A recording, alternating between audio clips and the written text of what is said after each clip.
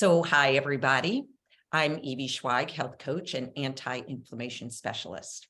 I've been talking recently about the dangers of inflammation in the body and some of the factors that can trigger it. Foods can play a major role in either keeping inflammation down or actually causing it. Just as important as what we eat, though, are some of our lifestyle habits, such as maybe getting enough sleep or getting enough movement in the day, and especially managing stress. And that is what I'd like to address today. With me today is my guest speaker, Debbie Friend. Hi, Debbie. How are you today? Hi, Evey. I'm good. How are you? I am doing well, and I'm so glad to have you here with us. So everyone, Debbie is an intrinsic health coach and laughter yoga leader, and the founder, owner, and program facilitator of LifeCurrents, whose mission it is to help people manage their daily stressors and lead healthier, happier, and more fulfilling lives. Her career started as a hospital-based cardiac rehabilitation specialist and exercise physiologist, where she spent years counseling, educating, and training heart patients on how to develop, adopt, and practice sound dietary and exercise habits. Over the years, her focus shifted to helping people manage one major roadblock to healthy living, and that is stress. Through her engaging stress management presentations, laughter yoga sessions, and one-on-one health coaching, she helps her clients step into their best selves by teaching strategies for healthy living and motivating them to adopt healthy habits. So, Debbie, I am so happy to have you here with us today. Thank you, Evey. It's a pleasure to be here talking to you about stress. Absolutely. So, we all have stress. We may experience it for different reasons, but I was hoping maybe you could tell us exactly what is stress and why do we feel it? And what's so important about, keeping it under control, I guess.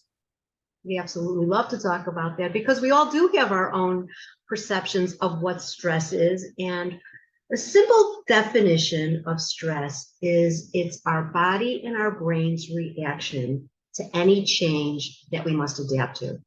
And this can be the negative effects of, say, losing a job or a loved one, to the positive excitement of getting married or winning the Mega Millions. And interestingly enough, this happens to our bodies and our brains, even if it's not going on, but we're just thinking about it. Interesting. I didn't think about that, but yes, it could really be going on even without us realizing it. Yeah, because our thoughts actually cause a lot of our stress in our lives. Our bodies, though, have a very wonderful mechanism for coping with it, which you might have heard of as the fight or flight response. Oh, yeah. This started when we were cavemen, and it was our body's way of either preparing for an attack or to flee away from it. So what happens whenever we are in this situation where we're in a negative situation, we're in a positive situation, or even when we're just thinking about something that we're anticipating happening, our heart rate goes up, our breathing rate goes up, our blood pressure goes up, muscles become very tense, our metabolism goes up. At the same time, if you ever noticed your hands and your feet get that cold feeling, and the reason is it's because blood is diverted away from our extremities to our large muscles to prepare us to take action, to either if we're going to fight or we're going to run away. At the same time, our digestive system, the blood's also diverted away from there. Because think about it, when you're in the middle of a crisis, you're not planning to sit down and have a meal. You have to take action. At the same time, get that butterfly sensation in our stomach, our pupils become dilated and our hearing becomes very acute so that we are aware and can take action to anything that's happening. And this is a wonderful system that we have. It's also got a built-in mechanism for when the threat is over, that within 20 to 60 minutes, our bodies return back down to baseline. Very important, right? It's very, very important. The problem, however, comes in when we have one stressful event after another and it's ongoing and doesn't let up.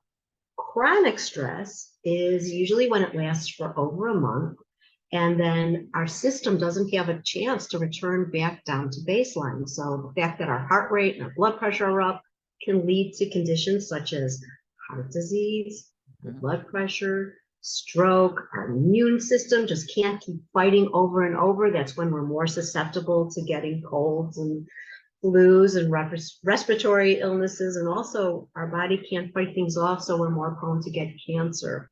And then we have that muscle tension because our muscles became very tense. And when we can't relax, our muscles stay tense. And we start to feel the pain in our neck and in our shoulders and in our joints, and our heads start hurting. So how does this also affect us emotionally is that we become easily frustrated, we become more anxious, we get short with people, we easily fatigue and become more tense in situations, and sometimes lead to unhealthy coping strategies, which would include eating unhealthily, resorting to alcohol, cigarettes, and other ways that we can learn to cope. So that's what happens when we don't manage the stress in our life, and it becomes something that happens on a regular basis. However, we can't say eliminate all stress in life, because that's not good. There's actually something called eustress, which is good stress. Well, eustress, I'm not familiar with that. What, can you explain that a little bit to us? I hope I'm not the only one. I'm assuming I'm not. Okay, when I say eustress, I'm not It's talking not me. about. Is it me stress? Not me stress, but eustress. No, it's spelled EUSTRESS. So it's eustress as opposed to distress. And the difference between the two is when you have eustress, it's usually very short term. We feel it's within our coping mechanism. It feels exciting and energizing and motivating.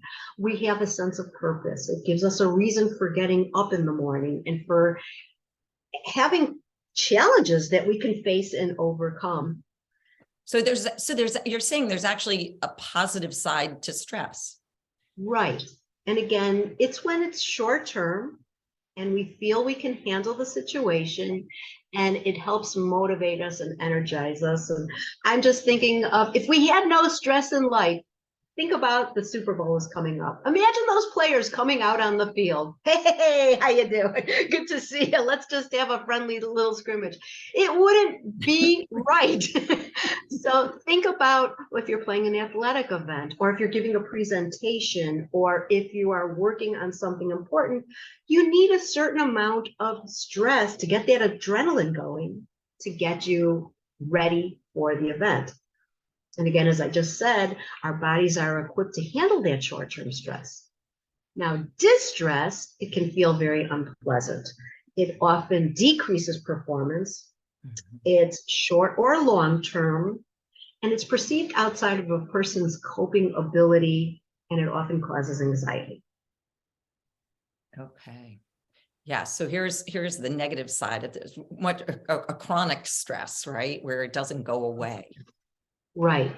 Because our bodies are geared to handle the immediate stress. But unfortunately, we live in a society now where we're on 24/7.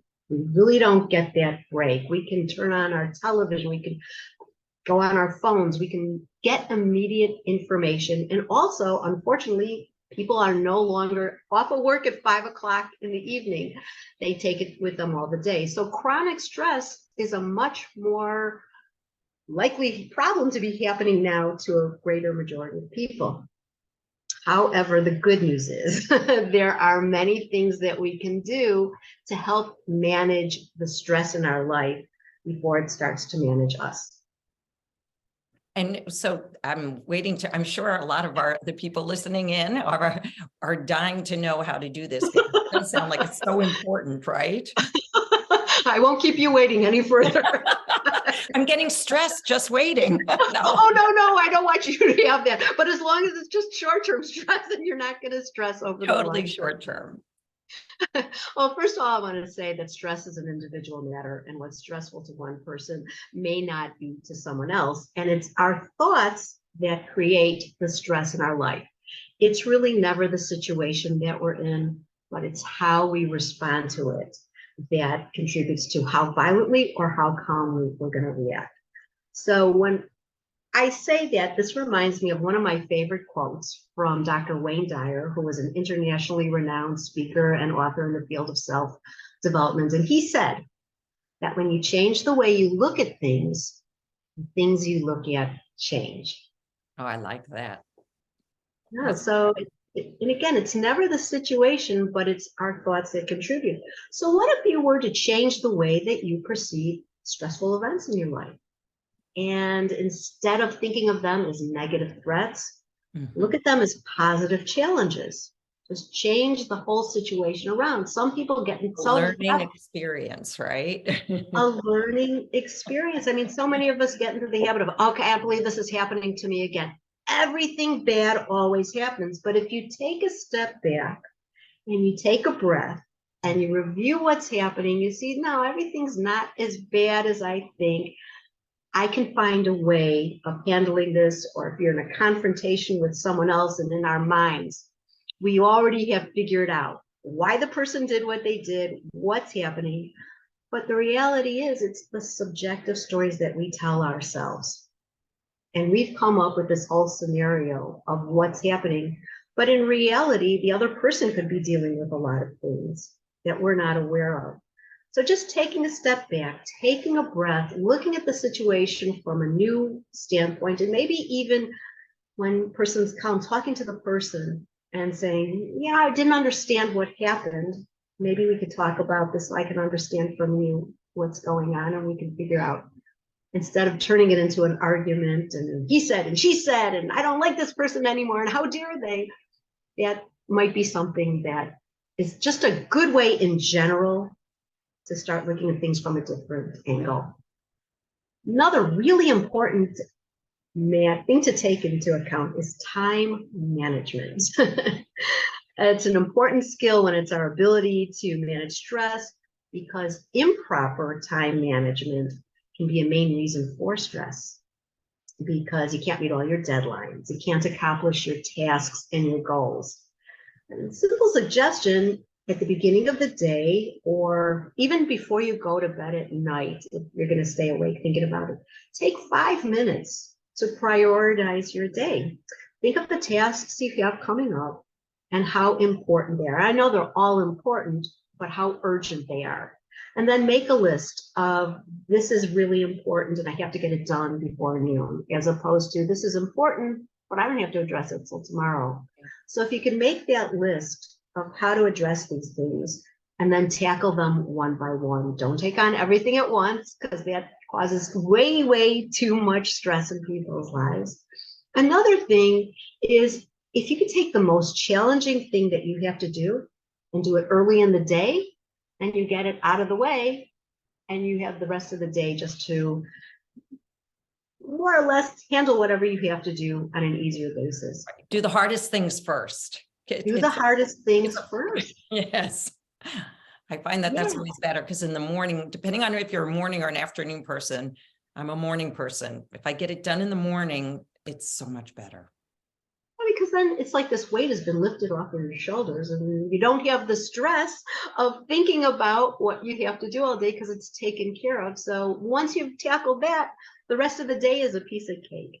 And just thinking about it is stressful, right? Absolutely. So if you find ways to not have to think about it, like getting it done, or you were mentioning during the night, like there's times where I just have a pad next to the bed and I'll just jot down something that's in my mind so that it's out of my mind. I don't have to think about it.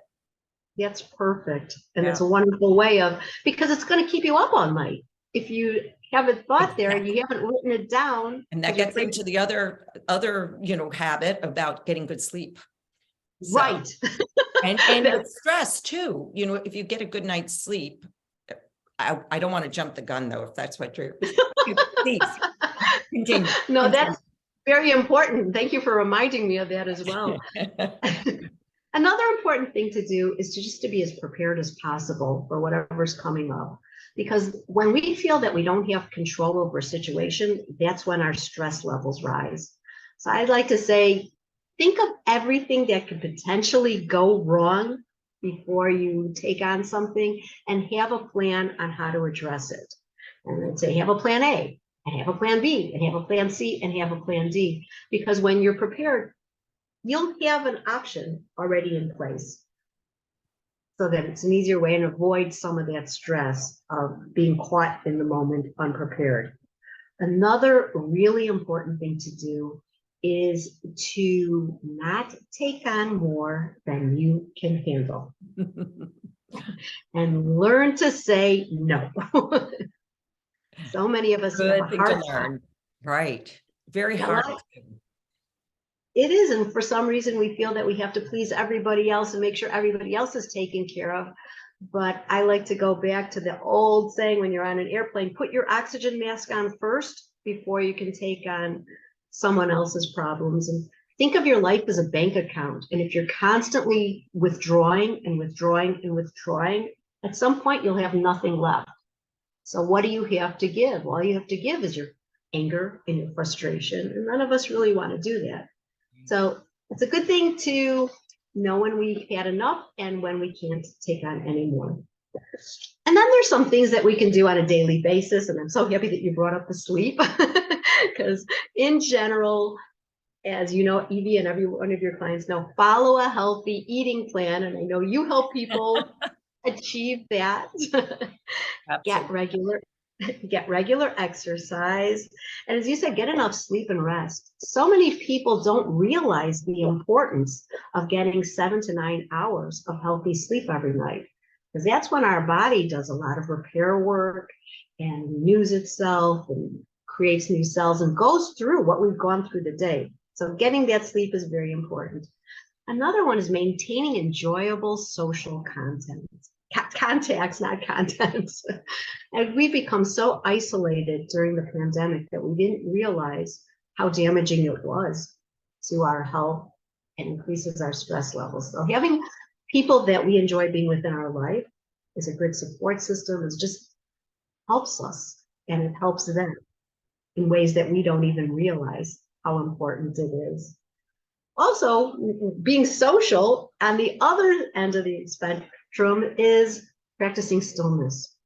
Spending some time every day just quiet with your thoughts, listening to music, meditating, whatever it is, just to get back into who we are, what our base is, and in a calm, restful state, so that we can go on and tackle everything else.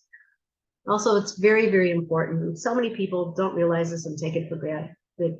Develop an attitude of gratitude and start to look for things to be thankful for, instead of focusing on everything that is wrong in our lives. Right. And that's a natural thing that we do. And it's built in, going back to that fight or flight response. We look for danger and we look for the negativity so that we can be prepared to handle it. But what we don't have naturally is to look to appreciate all the things that we have to be grateful for. Absolutely. And And also when people, within ourselves, right? I mean, we don't take time to congratulate ourselves. We will, berate ourselves if we're not doing something or we feel we didn't do something well. But how many times do you celebrate the wins, right? no, but when people start doing that and realizing all the things, even if it's just, I made it up to this point in my life, relatively healthy and happy, and I have relationships, and things might not be perfect, but they are really good. And I have a lot more going for myself than I don't. And that's an important shift that a lot of people, it's very hard to make. But when people can start doing it, it's going to eliminate a lot of stress that we put on ourselves. And one of my favorites is finding something to laugh about every day. I love that. Me too. Me too. Oh my goodness. I think we've laughed a lot between each other here today. We have. And what laughter does, it people don't realize all the health benefits that laughter has. The old saying that laughter is the best medicine. Well, there's a lot of truth to it. I can't say it's the best, but it certainly is a good one when you think about that it's readily available, that you don't need a prescription, and it's free, and you can do it anytime that you feel that you can use a laugh, or even when you don't feel you could use a laugh but need a laugh. That's the best thing, because it eliminate stress and tension and anxiety and depression, and it boosts our immune system, and it gives us it's a great workout internally, because when you are laughing and you're breathing heavily, you're taking in more oxygen and it's circulating throughout your whole body. You can look at it as an internal jog, because it's massaging all of your organs. So it is exercise. Right. And when we get oxygen to the rest of the body, it's also anti-inflammatory. So that is fabulous. Yeah. So what I hear you saying is that there's a lot of physical benefits to laughter as well as the emotional. yes, Both kind of are hand in hand. it's hand in hand. And when you do it in a group, laughter is contagious. So when you look at someone and they're laughing, you're more likely to laugh as well. And that's because we have mirror neurons in our brain where we mimic what someone else is doing. So if you see someone yawning, you're likely to yawn. If someone's smiling and laughing, you're just looking at them and you get happier just looking at someone else smile. That's So great. we've been finding that it's harder and harder to laugh because of all the bad news and because of everything that's going on. There's a number of things that we can do. We can talk to someone who's very funny, or a good friend, or someone who makes you really happy. You can read something that's funny. You can watch something that's funny. But then there's something really unique that we can do that's called laughter yoga. And this is exercise. It's not yoga in the sense that you're going to get down on the mat and you're going to do a downward dog and giggle, or you're going to do tree pose and you're going to laugh. It's the whole premise that the motion creates the emotion, and we fake it till we make it. And when you get a group of people together, what starts out maybe as something that was forced or fake, when everybody's laughing, it becomes genuine and natural. Nice. One of the wonderful benefits about laughing in a group is that it instantly connects you with other people. Which is And what you- you were talking about before. Yeah. Yes. And you feel like you've known them, because laughter is universal. And something that's just so lighthearted and happy that when you end the session, there's not a stranger in the group. Everybody becomes a support and a friend. That's great. That's wonderful. So, tell us then some ways that we can kind of incorporate some of these tips that you've given us today, and they're all wonderful. I can't wait to try some of these. Thank you. There's things that no matter how much we try to live a healthy life and manage the stressors of our life, sometimes we're going to be in that moment when we're going to be hit with something, and how are we going to respond right then and there? And one of the simplest and easiest but most effective ways that we can manage our stress is through deep breathing. Yes. So what I'd like you to do is put one hand on your abdomen and one hand on your chest. Close your eyes and just take a few breaths in through your nose, if you can, out through your nose. And as you're doing this, notice which hand is rising. Is it the hand that's on your belly, or is it the hand that's on your chest? And just become aware at this point of which one it is. There is no right and there is no wrong. But when we want to get into that relaxed state of deep diaphragmatic breathing, our focus is going to be on when we inhale, expanding our belly, and when we exhale, contracting our belly back down. I think of it as like a ball that we're expanding and a ball that we're deflating. And take a few breaths in through your nose. You can out through your nose as well, until you feel that your belly's going up and going back down. And what this is wonderful, it's an instant stress relief. Obviously, if you're in the middle of a situation, you might not be able to put your hand on your belly and on your chest, but in your mind, you can focus in on breathing deep into your abdomen and then releasing it. That's one breathing technique. I feel better. Oh, good. I I do that a lot, where it's, and there are physiological reasons why it actually tricks the body into thinking it's relaxed, even if you're not. Yeah, I'm glad to hear that you've already been doing that. Then I know that this is something that works and it works for Absolutely. you. And there's another breathing technique that when you have time, have you ever tried the 4-7-8 breath? I have.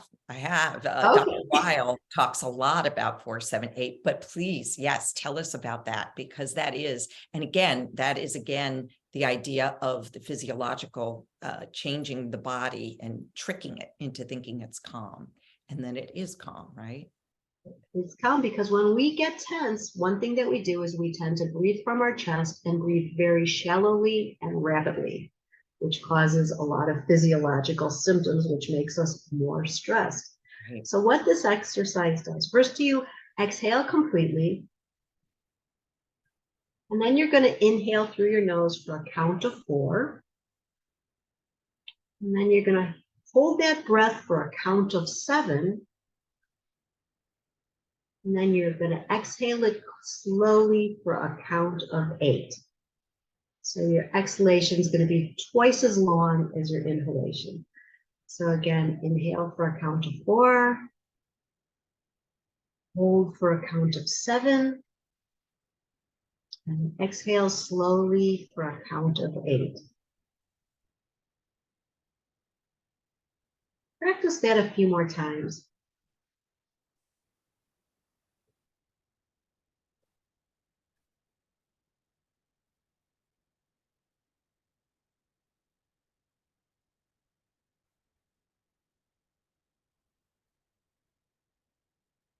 And you can feel your body just start to calm down and your mind become much more relaxed. Again, breathing exercises and deep breathing are one of the quickest and most effective ways to manage our stress. However, they do take practice. So that if you try doing this at least once a day for 5-10 minutes, maybe before you go to bed or whenever you need that little break, so that when the time comes and you need this, you know automatically, okay, I'm going to start to breathe, relax, and calm down. Another thing that happens when we get very stressed is our muscles become very, very tense and very tight. We hold on to a lot of the stress in our body. So there's a number of things that we can do, but a really quick exercise that we could do is just to tense everything up as tight as you possibly can. Hold it and hold it and then release. Take a breath and just let it go. And then tense up again as tight as you possibly can and hold that and let it go. I like doing things in 3s. So let's try that one more time. And tense and let it go. And then just do a quick scan of your body. See if you're still holding tension anywhere. If you're holding tension in your neck, a lot of people hold it in their jaws. Just tense that area that you're holding the tension. Just hold it as tight as you possibly can and let that go and relax. So the breathing and the muscle relaxation are 2 wonderful things that you can do in the heat of the moment. Wonderful. Another thing that people tend to do is, again, as I said earlier, it's our thoughts. Our thoughts create a lot of stress in our lives. And a lot of times they become repetitive and we can't get that thought out of our mind. Like, oh my gosh, what am I going to do? I don't know how to handle it.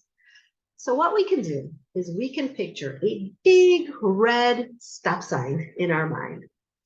And when these thoughts start coming, silently shout to yourself, stop. And what you want to do is you want to say to yourself, this thought is just not serving me. It's not helping me. Nothing good is coming from this.